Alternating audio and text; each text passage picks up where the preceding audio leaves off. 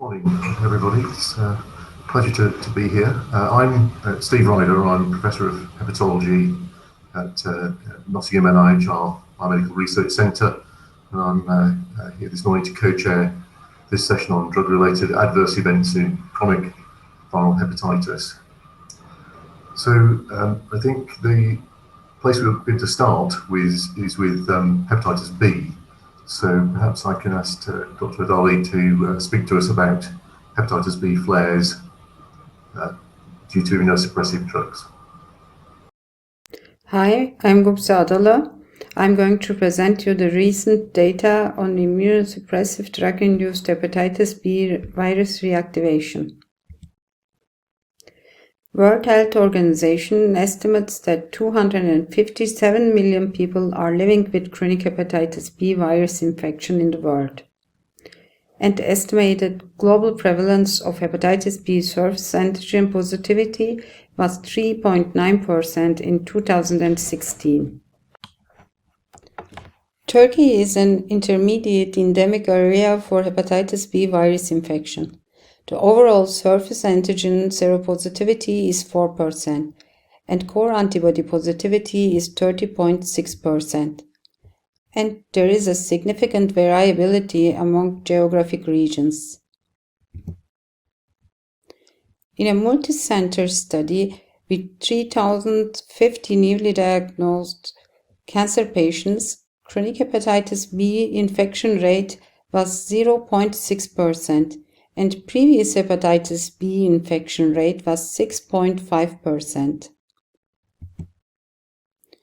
This graphic shows that by 2024, cancer treatments are expected to make up almost 1/5 of all drug sales. This figure shows the natural history of HPV reactivation after chemotherapy. First, there is an asymptomatic phase, and this phase is the opportunity to initiate treatment. There is a rapid increase in HBV DNA level, followed by a rapid increase in ALT level.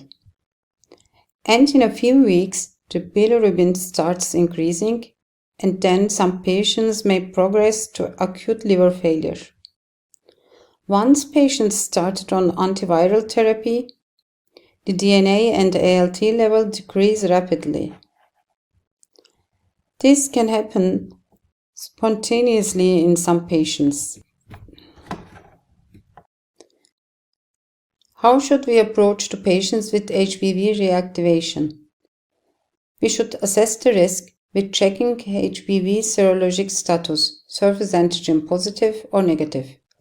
Also the type and duration of immunosuppression. Then we should categorize the level of risk. We should monitor HBV DNA, surface antigen, and treat it with antiviral agents with a high barrier to resistance. For prevention, we should check all patients undergoing immunosuppressive therapy for hepatitis B surface antigen, core antibody, surface antibody, and HBV DNA. Patients should be followed up according to their risk category.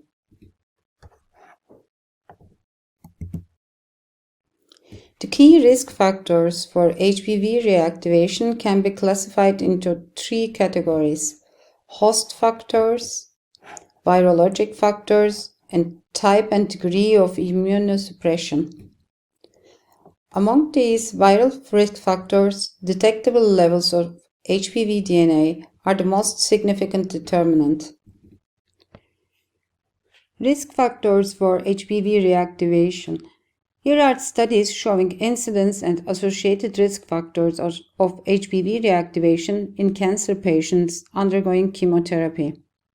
Male sex, younger age, and pre-chemotherapy ALT levels are reported associated factors. Co-infection with HCV. HBV reactivation after initiation of DIAs are independent of the state of HBV infection. It can occur in chronic, occult or resolved hepatitis B infection, or with HCV, HIV, and HBV triple infection. Close monitoring of the Hvv co-infection may be warranted during any HCV therapy, regardless of the DAA class or regardless of the HCV genotype. Another risk factor for HBV reactivation is co-infection with Delta virus.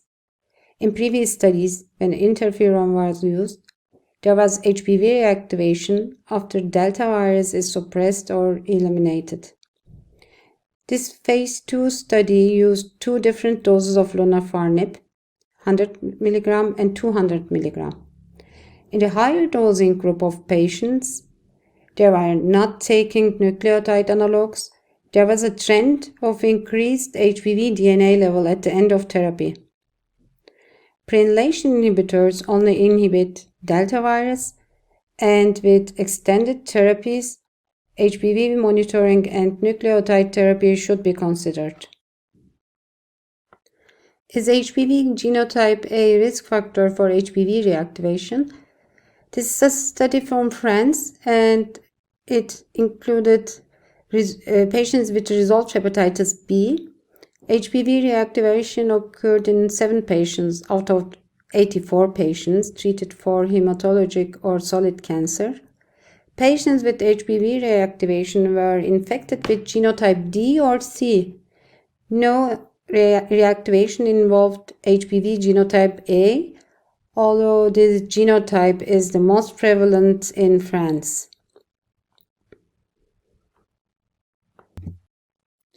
In this study, with 128 surface antigen positive patients undergoing cytotoxic chemotherapy, nearly 38% of patients with detectable DNA levels experienced HBV reactivation.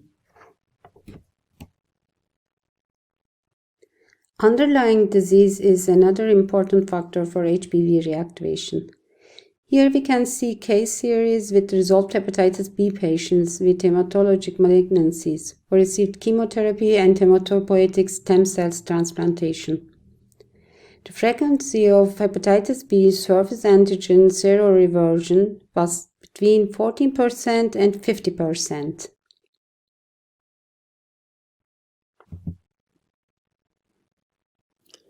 Non-Hodgkin lymphoma is the most common form of hematologic malignancy associated with HBV reactivation. In this randomized study with surface antigen positive lymphoma patients, 53% of patients without antiviral prophylaxis had HBV reactivation. The greatest risk of HBV reactivation in core antibody positive patients is with B-cell depleting therapies such as rituximab. This randomized controlled study included 80 patients with lymphoma and resolved hepatitis B, and nearly 18% of patients in the control group had HBV reactivation. HBV reactivation risk is lower with antirheumatic immunosuppressive treatments. In surface antigen positive patients, the risk was 12%. In core antibody positive patients treated with biological antirheumatic drugs, it's higher with tocilizumab and rituximab therapies. For non-biological antirheumatics, HBV reactivation rate was 3% in core antibody positive patients. The risk of reactivation can be divided into high, moderate, and low risk, based on the type of immunosuppressive therapy and by the presence or absence of hepatitis B surface antigen. B-cell depleting agents, high-dose corticosteroids, anthracycline derivatives such as doxorubicin and epirubicin, patients with HCC undergoing transarterial chemoembolization, and TNF-alpha inhibitors have a high risk of HBV reactivation.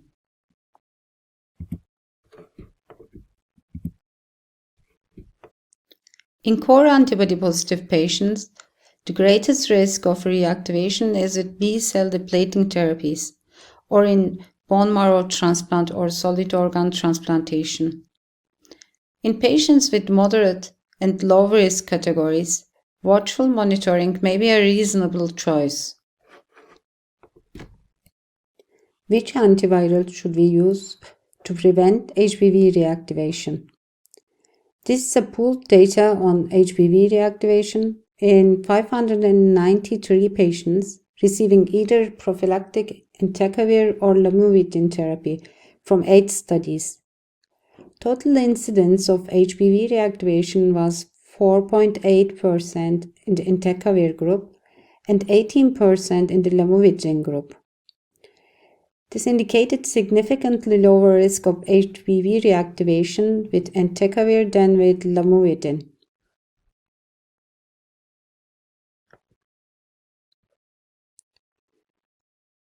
Prevention and treatment of HBV reactivation.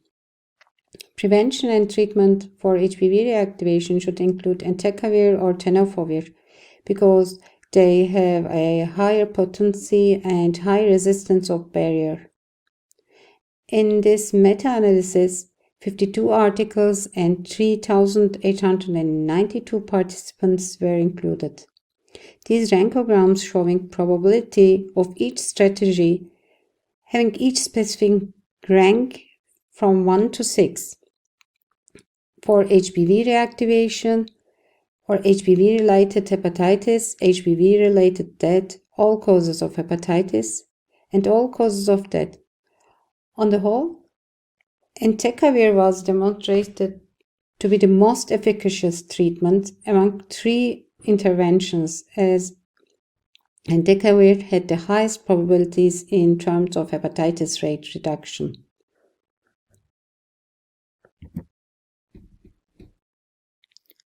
Immune checkpoint inhibitors are increasingly used and are becoming the standard of care in the treatment of various tumor types.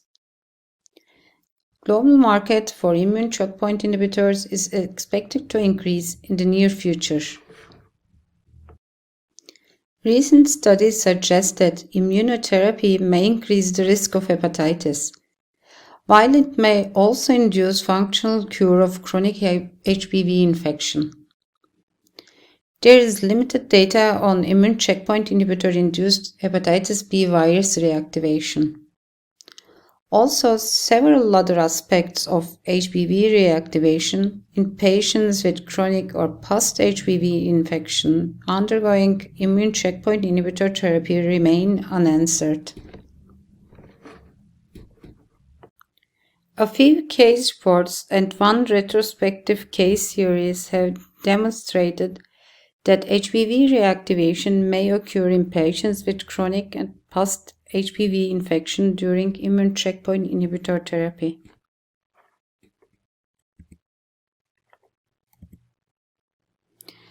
This is the first retrospective study of 114 patients. All patients were surface antigen positive with cancer and all received PD-1 or PD-L1 inhibitors. 6 patients developed HBV reactivation. Only 1 patient was under antiviral prophylaxis. The lack of antiviral prophylaxis was the only significant risk factor for HBV reactivation. In the same study, 17% of patients without antiviral prophylaxis had HBV reactivation. Only 1.2% of patients under antiviral therapy had HBV reactivation. In the CheckMate and Keynote trials, patients with HBV and advanced HCC received immune checkpoint inhibitors. All patients were under antiviral treatment, and none of these patients had HBV reactivation. Another study included 62 patients with chronic hepatitis B or resolved hepatitis B virus infection, and all of them received immune checkpoint inhibitors for advanced HCC. There were 6 patients without antiviral treatment, and 1 patient had HBV reactivation. This is a recent study from Hong Kong with 990 patients. 397 of them were surface antigen positive and 593 patients were surface antigen negative. Hepatitis flare occurred in approximately 40% of surface antigen positive patients and 30% of surface antigen negative patients during immunotherapy. HBV reactivation, surface antigen seroclearance, or seroreversion were rare. Current or past HBV infection had no impact on the emergence of hepatic flare associated with immunotherapy. High baseline ALT and combination of immunotherapy increased the risk of hepatitis.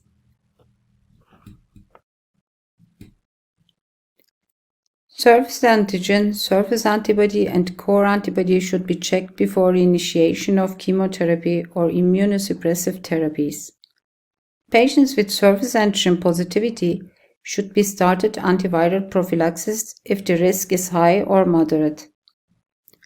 Prophylaxis should be started 2 to 4 weeks before therapy and maintained for at least 6 to 12 months after the last dose of immunosuppressive therapy.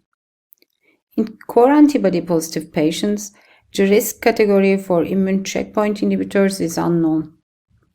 Core antibody positive patients who are going to receive B-cell depleting therapies should start antiviral prophylaxis. I think a very clear talk taking us through what is, I think, a very real problem that most of us see clinically very frequently.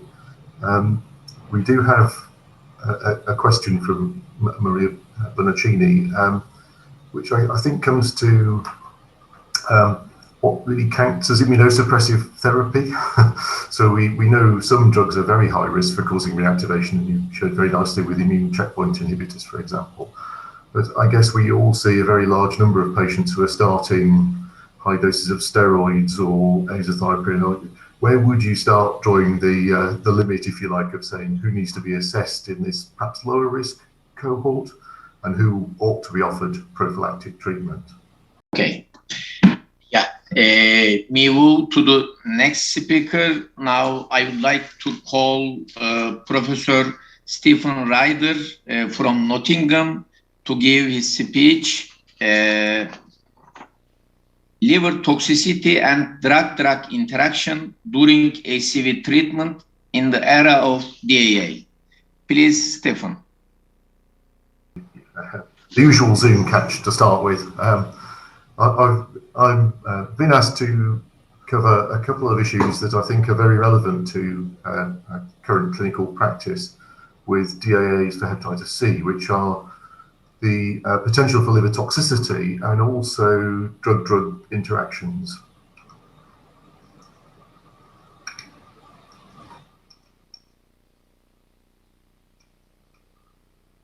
I think we're all now very familiar with DAAs. They've been with us since 2012, the first generation, and are really now the mainstay of treatment for hepatitis C, and really have been the key plank in us with the WHO aim of elimination of viral hepatitis by 2030.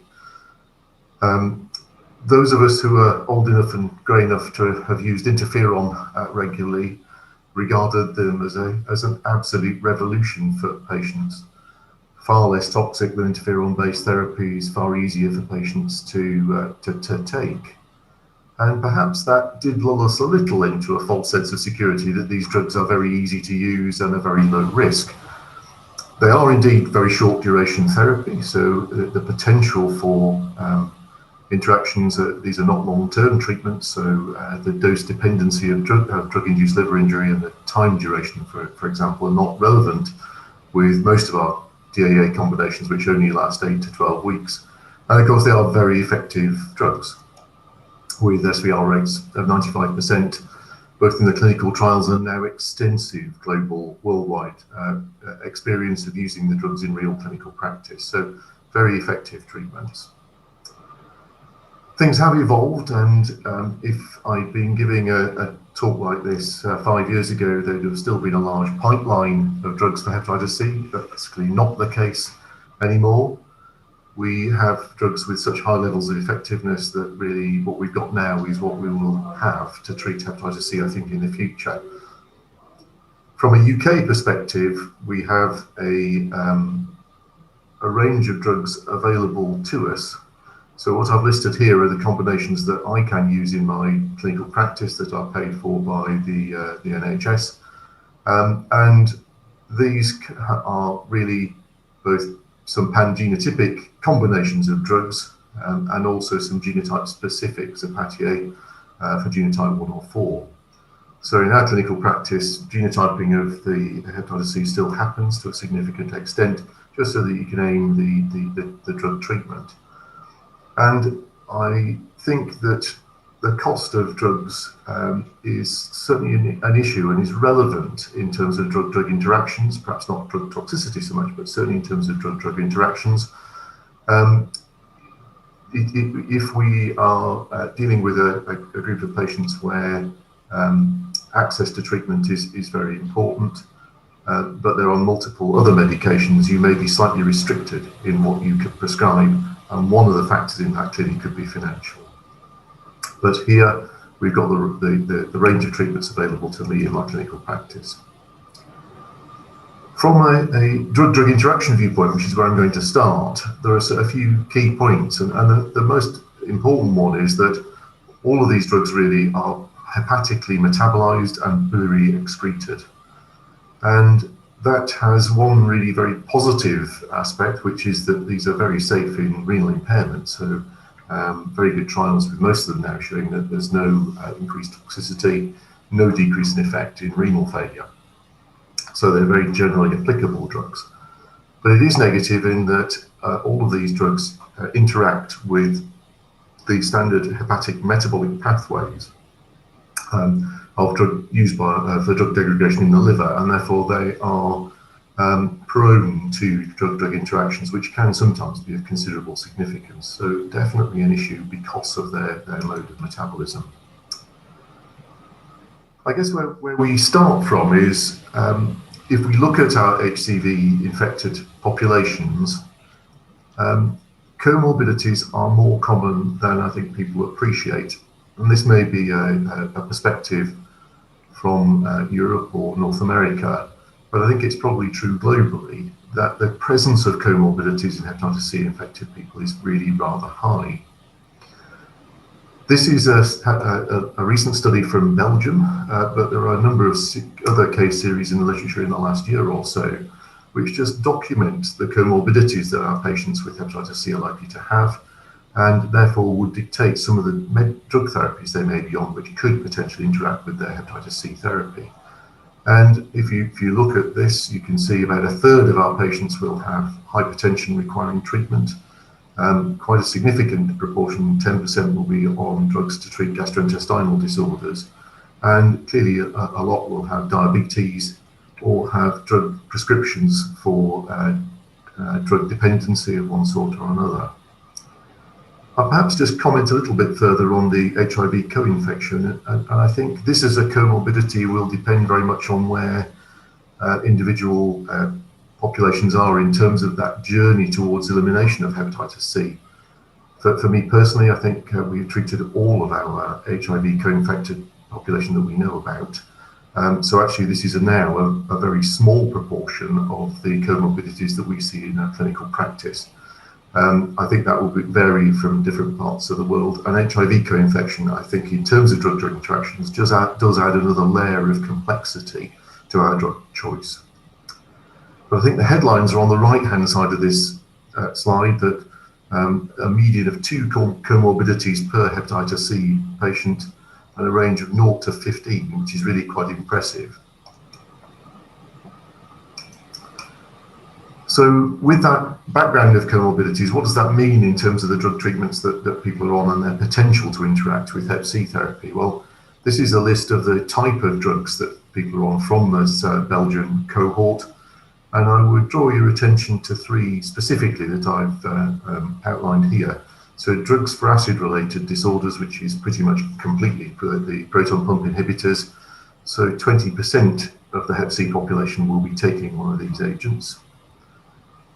Anticoagulants, so again, surprised me how common that is, but I guess reflects things like atrial fibrillation, ischemic heart disease in a population with these comorbidities, but 16% of this population were on anticoagulants and about 10% on lipid-lowering agents, with a range of other drugs there in the mix. So with those comorbidities, you've got quite a significant number of other medicines to take into account when choosing your HCV therapy. This is a slide I've taken from a review of drug-drug interactions in hepatitis C, and I think it's quite interesting, partly from a historic viewpoint. We've now moved through the generations of DAAs, and actually the treatment in terms of drug-drug interactions has become easier as those new drugs have come online. And I thought this was quite an impactful slide just to sort of give an idea of the magnitude of drug interactions as a clinical problem in HCV treatment. And if you take the right-hand bar, this is the old AbbVie regime to treat hepatitis C. And if you look at the black bar here is no clinically relevant interactions present in that patient. About a third only you could treat with 3D without any concerns about drug-drug interactions. And indeed, if you look at the white bar, where there's the contraindication, quite a significant proportion, maybe 10% of people you couldn't use the AbbVie 3D regime because of drug-drug interactions. Now, I may have deliberately chosen probably the worst offender, in that obviously the 3D regime was ritonavir boosted, the protease inhibitor component, which made drug-drug interactions more common, but it still just put, I think, the magnitude of the problem into context, really, with the first generation drugs. But if we move to the two columns I've outlined with the blue arrows, which are more modern drug treatments, you can see that although the problem hasn't gone away, it's significantly less. So if we take elbavir-grazoprevir combination, you can see that black bar significantly higher. So 8 out of 10 people have no drugs which will interact with their Hep C treatment. And that contraindicated, the white bar, is now down to 2%. And certainly this is my current practice. This is the sort of impact that it has. Most people, it's not an issue, but there are a small number where there's a very significant potential interaction still. But certainly a lot of progress from the old AbbVie 3D days. Just to look briefly at the mechanism of this and why this becomes an issue. I've taken grazoprevir as an example, but of course bear in mind that what we're dealing with Hep C drugs is a combination. So 2 or 3 drugs in a single pill with all the potential interactions of each of those drug components. But most of these drugs do, because of their hepatic metabolism using those hepatic pathways, have lots of potential to interact. So, for example, grazoprevir, it inhibits the CYP3/4A pathway, and it's a substrate for the yoked P1B1-3. So these are vitally important in metabolizing many drugs, and this interaction really is responsible for a lot of the significant drug-drug interactions, the things that we would struggle with. So if you look at it, it affects statin metabolism, cyclosporine lopinavir for the HIV co-infected, again here at the transplant patients, and certainly probably the most difficult group still to manage are because of this interaction with the CYP3A4. Drugs like carbomazopine, phenytoin, and rifampicin, very potent inducers of this enzyme, will have a dramatic effect on drug levels and drug availability. So if you imagine this going on with any drug that the patient's already taking, with 2 or 3 hepatitis C drugs, all of which potentially interact in these pathways, it is a very complex situation going on in the liver. So what does this mean in terms of the impact on those pathways and which ones are the most frequently affected, and what impact does that have on DAA choice? Well, you can see here P-glycoprotein, again the CYP3A, OAT, and BCRP are all affected to a significant degree, between 8 and 25%, have direct interactions with one of the Hep C drugs. So this is really going to throw in a very significant number of potential drug-drug interactions in the liver, and all of these clearly can have positive or negative effect on either drug. So the Hep C drug can become higher in concentration and potentially toxic, it can become lower and less effective, and the same can happen with the drugs that the patient's taking separate to their DAA. So this is a rather complex milieu in the background.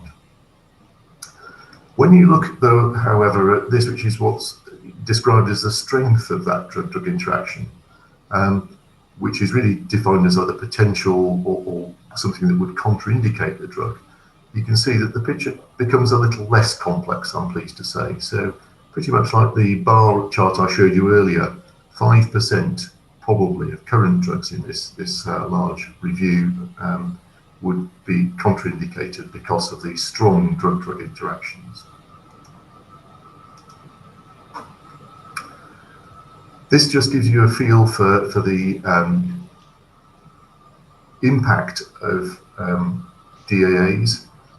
So as I said, you can either have an impact with the DAA becoming less effective in terms of, say, decreased exposure, or you can have the concomitant drug-affected increased exposure or a decreased exposure. And you can see, again, that the proportions of these that are affected are reasonably significant. Does that translate into action that you need to take clinically? Well, it does, and I think this is quite a nice summary at the bottom. What you actually have to do in practice. So for the majority on the concomitant drug, you don't need to do very much, and I'll come back to that in a second. So we probably don't have to change the dose or look for alternatives in the majority of people. But there are a number of other strategies that people have adopted, which I think are very valid, and we sort of intuitively do most of the time. We assess someone with Hep C for treatment. Are there drugs that we could temporarily withdraw during that relatively short period of treatment, 8 to 12 weeks?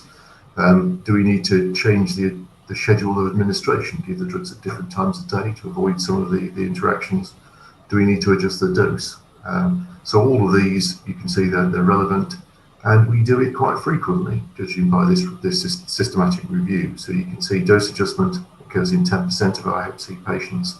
Temporary withdrawal, up to a quarter of patients will have a drug stopped. So it's we are intervening quite a lot in our patient population because of these drug-drug interactions.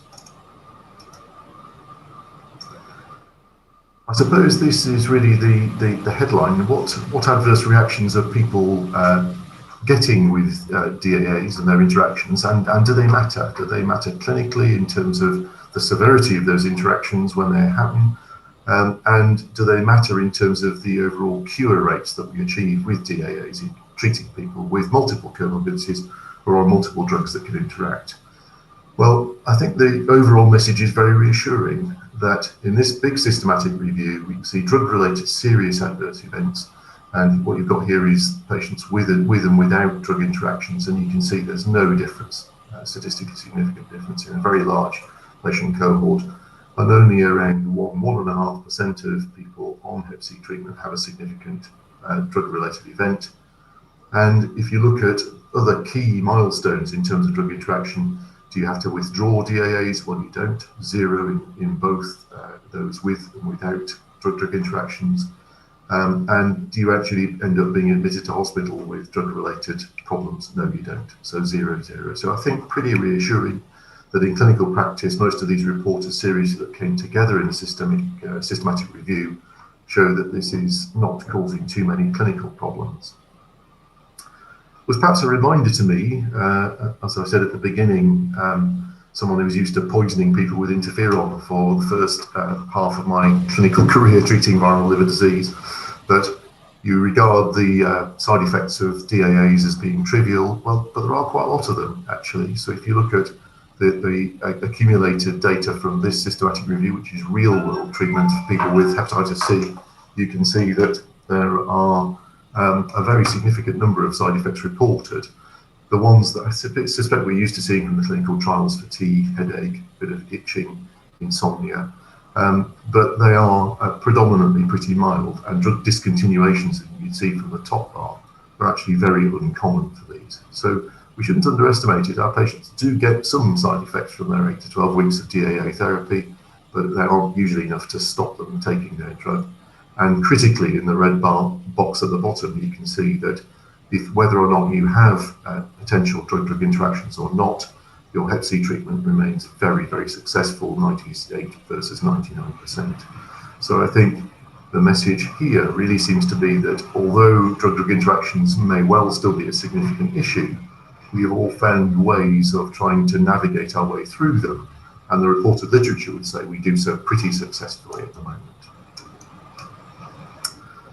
So my personal strategy for drug-drug interactions with Hep C treatment is just asking a couple of questions, really. And the first is, how significant is any potential interaction? And essentially, can you ignore it? And for an awful lot of them, you can. Most of the interactions are mild in terms of their magnitude. And so long as the patient is aware that the potential for an interaction exists and what to look out for, I think the majority you can quite be very relaxed about. And the second strategy is to say, is the interacting agent modifiable or can the drug be omitted for the duration of therapy? So, for example, statins, although they can cause a challenge with drug-drug interactions, very few patients will suffer any harm from not having a statin for 12 weeks of their treatment. I think, though, to use these strategies properly, you do need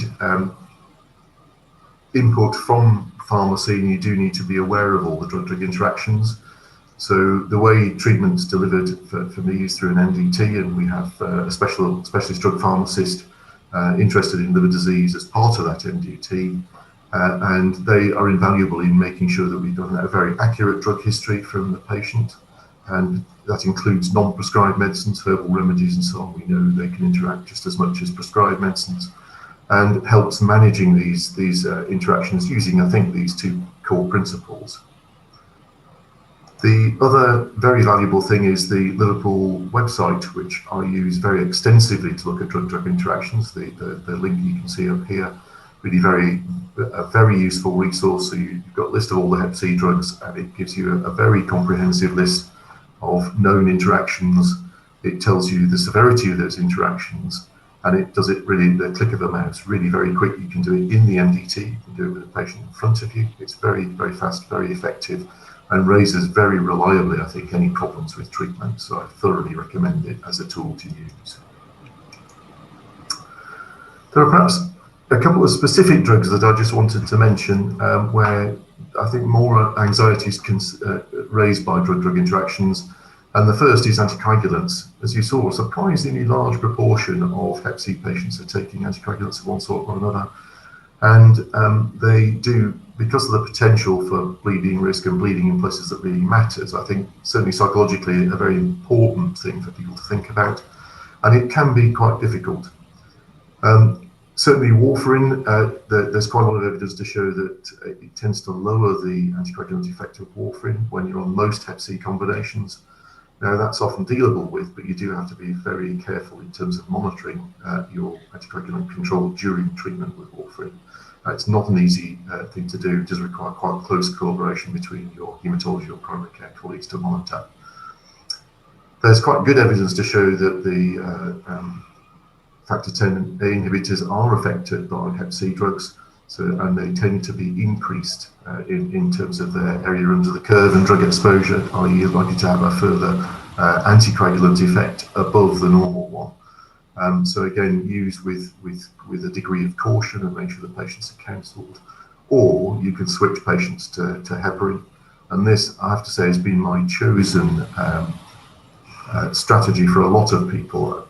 I think, certainly in my practice, a lot of the people are anticoagulants for deep venous thrombosis, which has been from injecting drug use and groin injecting particularly. So you have a double whammy there of people who are perhaps slightly difficult to monitor anticoagulant levels, maybe not quite so engaged with healthcare often in terms of reporting side effects.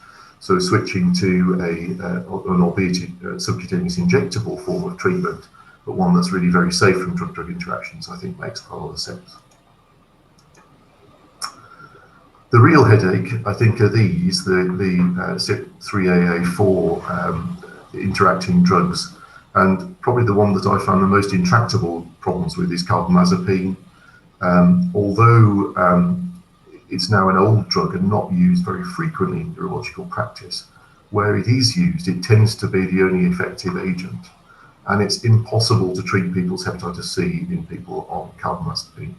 It just has such a profound effect on the metabolism of the drugs that you really can't do it. So I think this is the one where you have to spend a lot of time with your neurology colleagues finding an alternative drug, and they have to come off carbamazepine really to have effective treatment with the DAA. Phenytoin is perhaps less frequent. It's certainly a very old-fashioned drug to treat epilepsy these days, and most of my neurologists will switch people from phenytoin anyway, partly because of its drug-drug interactions. So this one perhaps not as difficult, relatively smaller numbers of people with a real problem of interaction. Rifampicin, certainly it's something I have seen. I've seen the co-alignment of two liver diseases, and one PBC and itch on rifampicin, whereas you have to take a decision, do you stop it and they stay itchy for the 3 months of treatment, or in TB treatment. But to be honest, the TB treatment's not usually a major problem. Most people can wait a few months to have their Hep C treatment. So for most patients on very potent CYP3A inhibitors like this as part of it, we just wait until they finish their TB treatment and then treat their hepatitis C.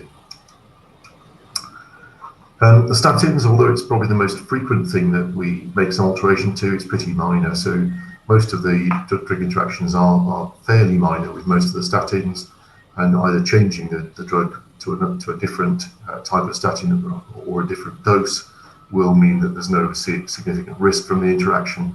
And of course, as I mentioned before, you can actually stop a statin without doing much harm for 8 to 12 weeks of Hep C therapy. So not in practice a big deal.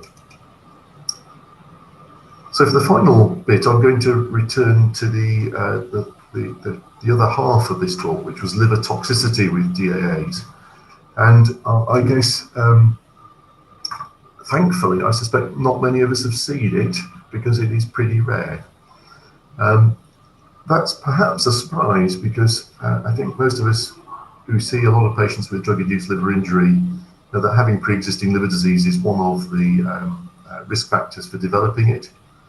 But I guess with hepatitis C treatments, what we're used to seeing is this, again, taken from a nice little review here.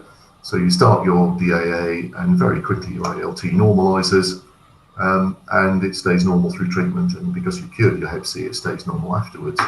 But actually, if you go back to all the trials, for a surprising proportion of patients, ALT does not normalize during DAA treatment.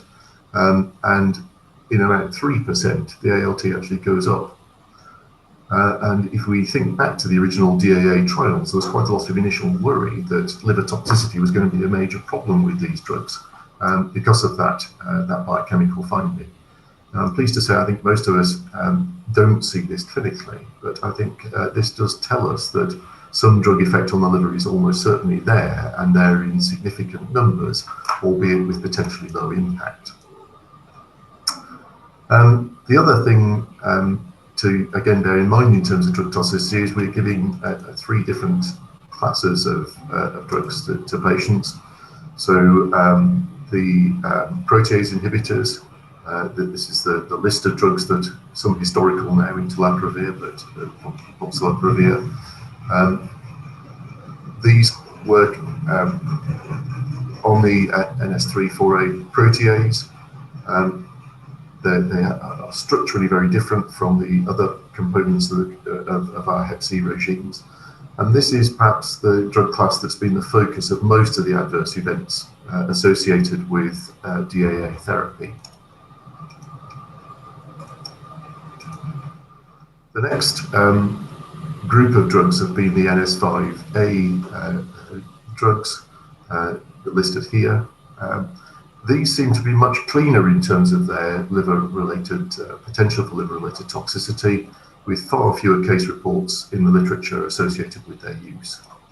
And the final group are the NS5B polymerase inhibitors, phospho-BA being the archetype.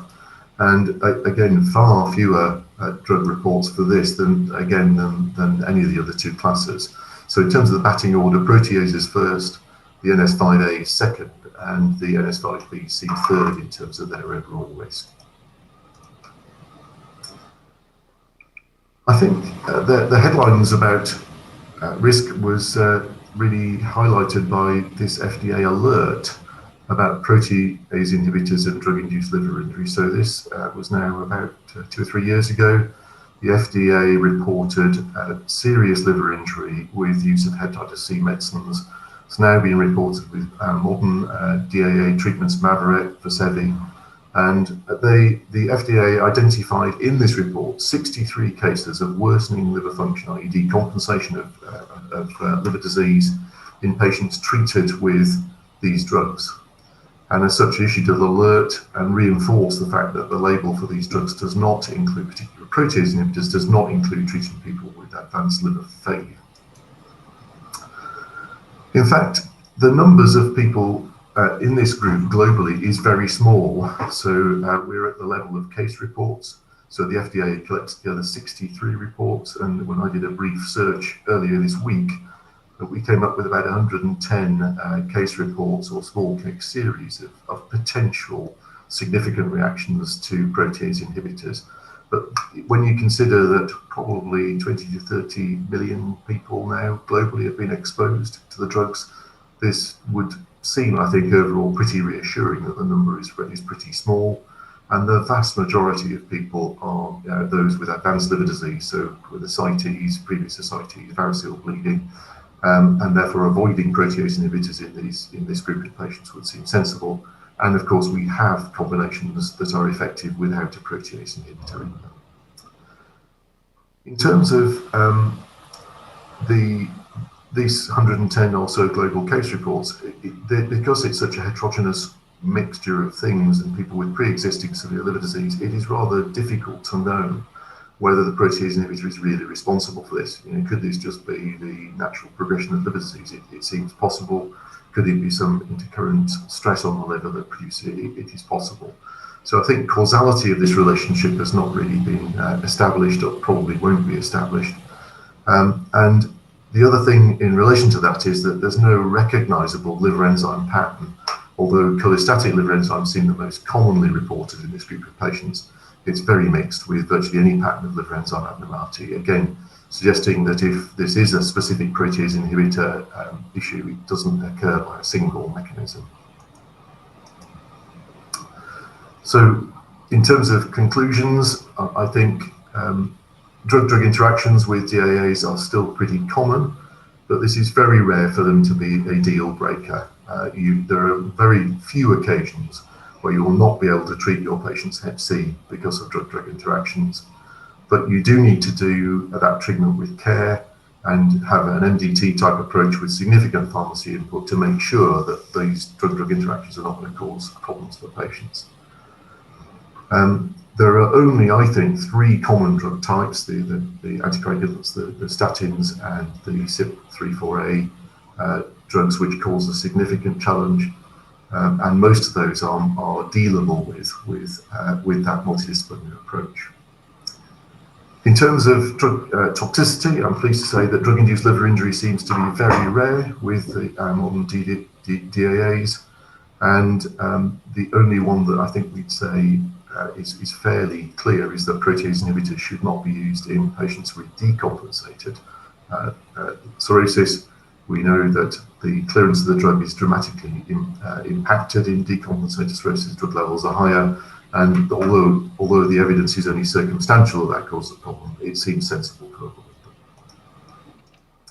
Thank you very much for listening.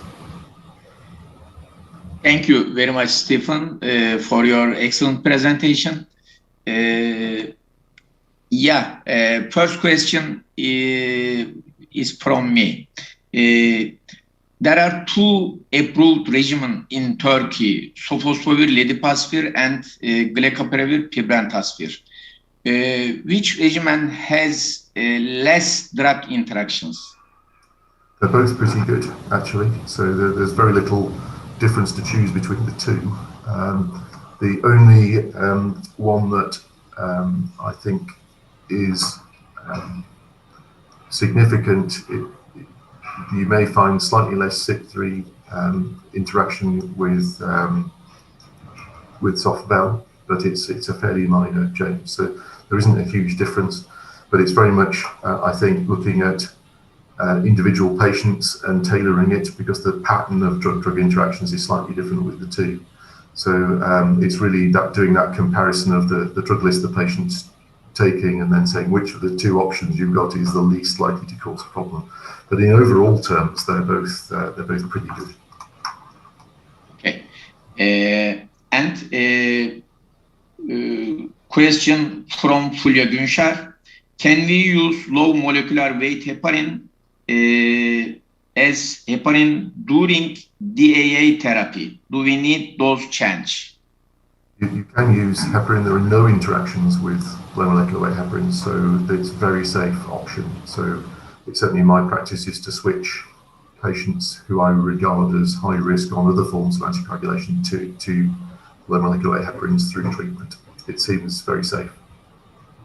Yeah, thank you, Stefan. Now, to Gupse, some questions. Gupse, first question from Ramazani Dilman.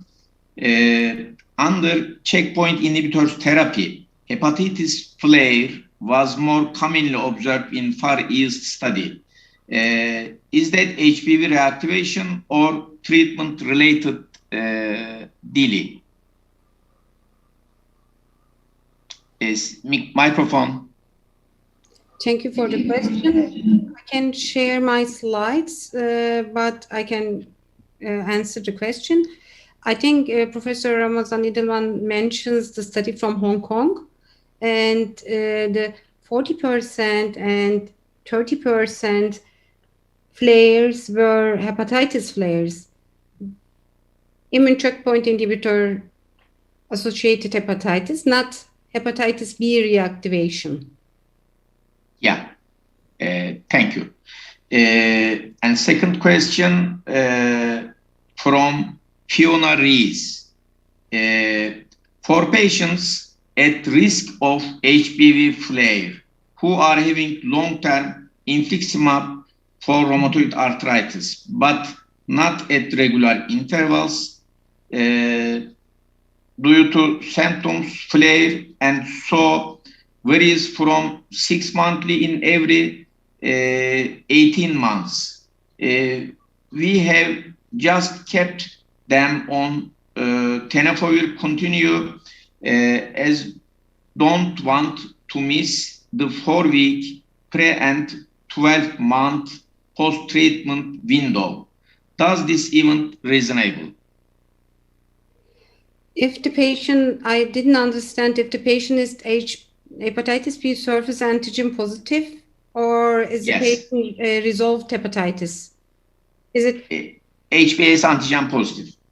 okay? Then yes, the risk is high because infliximab is a highly potent TNF-alpha inhibitor, and the patient should be under prophylaxis. Yeah. So, first question, is it giving prophylaxis a safer way than monitoring, especially in patients with problems coming to control? Yes, definitely. This is the case in Turkey too. There are too many patients, and sometimes we cannot control every month or every 3 months. It's very difficult to check the HBV DNA and all of it, because the patient has another problem. She has a cancer, and it is in the guidelines too. If the compliance is low, we can start antiviral therapy. Okay. Even if the risk is low. Yeah. Stefan, microphone yours. Right. Yeah, maybe close session. Great. Yes, thank you. I definitely think it's a very helpful to talk through. Certainly for me, the issue of hepatitis B reactivation is a very major one, so I'm very grateful to see it. Very grateful for the questions coming in, and I hope people found the talks rewarding and interesting. Thank you very much for participating. Thank you. Thank you very much.